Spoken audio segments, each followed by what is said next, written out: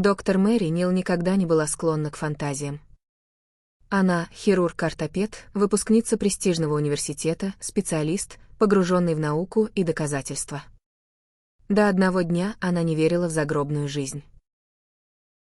Это произошло в 1999 году. Мэри отправилась в отпуск в Чили вместе с друзьями. Они сплавлялись по горной реке на каяках. Маршрут считался технически сложным, но для опытных — безопасным. Мэри была уверена в себе, в команде, в снаряжении. Но в один момент ее каяк перевернулся на мощной водной воронке. Лодка заклинила между валунами. Она оказалась зажатой под водой лицом вниз один. По словам ее друзей, она не могла выбраться более 25 минут. Медицински, этого не может быть. Человеческий мозг теряет обратимость уже через 4-6 минут без кислорода. Но то, что произошло дальше, невозможно объяснить в рамках классической медицины. Когда ее тело вытащили из воды, оно было неподвижно. Пульса не было. Ее лицо начало синеть, кожа была бледной и холодной. Началась реанимация, автоматическая, скорее символическая. Никто не ожидал результата. Но в какой-то момент ее сердце дало слабый, неустойчивый импульс. Это было не возвращение к жизни. Это было что-то между. Никто не мог понять, почему она очнулась. Через несколько часов она начала говорить. Первое, что она произнесла: «Я не хочу быть здесь. Мне было лучше там». Все присутствующие замолчали. Врачи объясняли ее состояние гипоксией мозга. Но она говорила спокойно. Четко. С фокусом. Она не путалась в словах, не была дезориентирована. Она описывала то, что видела, пока ее считали мертвой.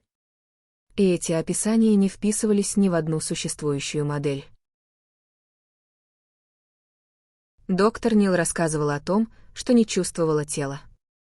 Но ощущала, что существует, и даже более ясно, чем раньше. Что она находилась в пространстве, где нет времени, но есть понимание. Она не называла это небом или раем, это не было религиозным образом. Но она знала, что там все пронизано ощущением глубокого покоя и принятия. И что ей не хотелось возвращаться.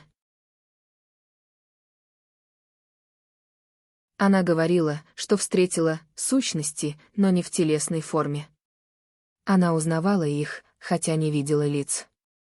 Как будто душа узнает душу, без слов, без имен, без прошлого. Она подчеркивала, что не чувствовала страха. Что даже мысль о физической смерти не вызывала беспокойства. Она знала, что жизнь — это не то, что заканчивается, а то, что меняет состояние. Описания доктора Нил удивили даже ее коллег. Потому что ни одна деталь не соответствовала типичной клинической дезориентации. Это был связный рассказ, без сбоев и фантазий. Она не пыталась никого убедить. Она просто рассказывала, что это было реально. Даже более реально, чем физическая реальность. И это самое важное. Она подчеркивает, все было не, словно бы, а по-настоящему. Восприятие стало шире, чувства ярче, сознание цельнее. Но больше всего ее поразила ясность. Не свет, не образы, не сущности, а ощущение, что все имеет смысл. И что боль, утраты, даже смерть — тоже часть структуры. Когда ее спросили, как она оценивает свой опыт, она сказала: «Я не вернулась прежней. Я не могла. Это невозможно». После этого случая ее жизнь изменилась. Она продолжила медицинскую практику. Но перестала бояться смерти. Она не стала верующей в классическом смысле. Но она стала уверенной, что сознание не исчезает. Что за моментом смерти не пустота, а расширение восприятия. И все это сказала не актриса, не мистик, не медиум. Это сказал хирург. Человек, который каждый день работает с человеческим телом, болью, жизнью и смертью. Она умерла. Побывала там. И вернулась, чтобы рассказать. Я не ожидала увидеть то, что увидела. Если быть точной, я вообще не ожидала, что буду. Что останется кто-то, кто сможет что-то воспринимать. Я не помню, как умерла. Я не чувствовала боли, страха, паники. Просто в какой-то момент все исчезло. Но исчезло не в смысле стерлось, а в смысле поменялся сам формат происходящего. Как будто кто-то выключил шум. Я перестала чувствовать тело. Оно будто осталось в другой комнате, за стеклом. Но сознание стало чище. Глубже. Никакого тоннеля. Никакого света в конце. Но свет был. Везде. Он не светил. Он пропитывал. И с этим светом приходило чувство. Что ты вспоминаешь, а не открываешь что-то новое. Это не похоже ни на один опыт на Земле. Потому что там не нужно думать, чтобы понять. Там понимание — это само состояние. Я знала, что я — это не только Мэри. Что я связана с чем-то большим, чем моя биография. Но я по-прежнему оставалась собой. Я чувствовала присутствие других. Не видела тел. Не слышала голосов. Но узнавала. Это было ощущение, будто я встретила тех, кого всегда знала. Хотя не могла бы назвать их имена. И каждый из них нес в себе тишину, но не пустую. А насыщенную смыслом. Пространство не имело формы. Но у него был ритм. Он напоминал дыхание, но без паузы. Я помню чувство глубокого принятия. Не потому, что я хорошая, а потому, что там не существовало причины не принимать. Все, что во мне было неправильным, оказалось просто частью большого рисунка. И этот рисунок был цельным.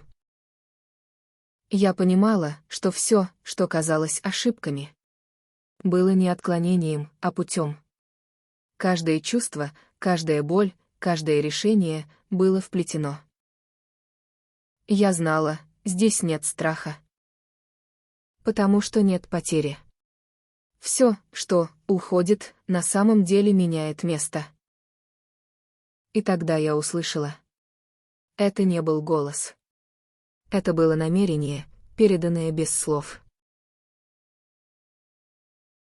Оно сказало: ты должна вернуться. Я не хотела. Ни из-за боли, ни из-за страха. Я просто не хотела покидать эту ясность. Там было ощущение, что все уже случилось правильно. А возвращение — это снова путь в разделенность. Но я знала, у меня еще есть задачи там, в теле. После этого все начало растворяться. Не исчезать, а отдаляться, как туман. Я чувствовала, как возвращаюсь в границы тела. Это было неприятно. Не больно, но тесно. Словно сжимаешь безграничное в очень маленький контейнер. Первое, что я почувствовала, — это тяжесть. Мир снова стал плотным, шумным, разделенным. Но внутри меня осталась абсолютная тишина, как внутренний центр. Я не знала, как рассказать об этом. Я боялась, что мне не поверят. Но я не могла не говорить. Потому что это не история. Это опыт, который невозможно объяснить, но невозможно и забыть. Меня не интересовало, примут ли меня всерьез. Я просто знала, что смерть — это не конец. И даже не переход. Это возвращение в целостность. После того, что я пережила, страх исчез. И осталась благодарность за каждый миг жизни здесь. Потому что теперь я знала. Это не единственное пространство. Но оно важно. И пока мы здесь, у нас есть миссия. Мы не просто живем. Мы вспоминаем, кто мы. Когда Мэри Нил начала рассказывать о своем опыте, первая реакция окружающих была не удивление, а смущение и неловкость. Многие не знали, как реагировать. Некоторые сменили тему. Другие посмеялись, как будто это была странная шутка. Так всегда происходит, когда кто-то приносит в обыденность что-то слишком большое. Мы не отвергаем, мы отводим глаза. И это говорит не о глупости, а о страхе столкнуться с незнакомым. Мы выросли в мире, где смерть — конец. Где мы боимся потерять контроль, тело, привычный ход вещей. И когда кто-то говорит «там было хорошо», мы теряем опору. Потому что если смерть — не конец, если сознание продолжается, то мы вынуждены пересмотреть все, во что верили. Это разрушает комфорт. Это требует внутренней перестройки, которая пугает больше самой смерти. Научное сообщество часто избегает таких тем. Не потому, что они не интересны, а потому, что они не вписываются в инструментарий. То, что невозможно измерить, отбрасывается. Но сознание — это не только электрические импульсы. Это еще и опыт, и смысл, и глубина. И когда человек переживает нечто, что выходит за границы объяснимого, мы предпочитаем назвать это галлюцинацией. Так проще. Так безопаснее. Так привычнее.